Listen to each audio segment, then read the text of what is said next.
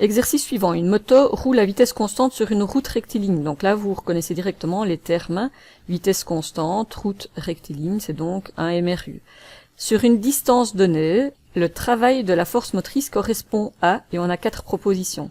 Le travail d'une force, c'est par définition une quantité d'énergie qui correspond à la force, fois le déplacement, fois le cosinus de l'angle entre la force et le déplacement.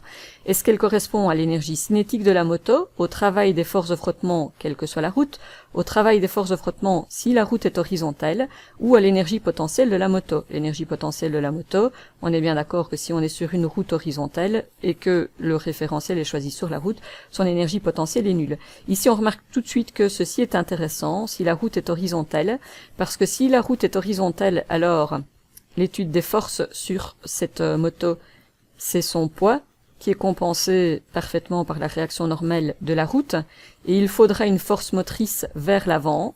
Et si on est dans un cas de MRU, ça veut donc dire qu'il n'y a pas d'accélération. S'il n'y a pas d'accélération, d'après le principe fondamental de la dynamique, ça veut dire que la force résultante doit être nulle. Et donc la force motrice doit compenser parfaitement la force de frottement. Et donc, au signe près, on aura le travail de la force motrice, qui est égal à la valeur de la force motrice fois le déplacement fois cosinus de 0, c'est-à-dire fois 1, tandis que la force de frottement, ce sera égal à la force de frottement fois le déplacement fois cosinus de 180 degrés, c'est-à-dire moins 1, et au signe près, ces deux valeurs sont exactement les mêmes. Et donc, le travail de la force motrice correspond au travail des forces de frottement si la route est horizontale.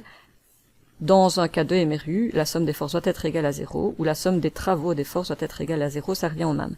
C'est donc la proposition C qui est correcte.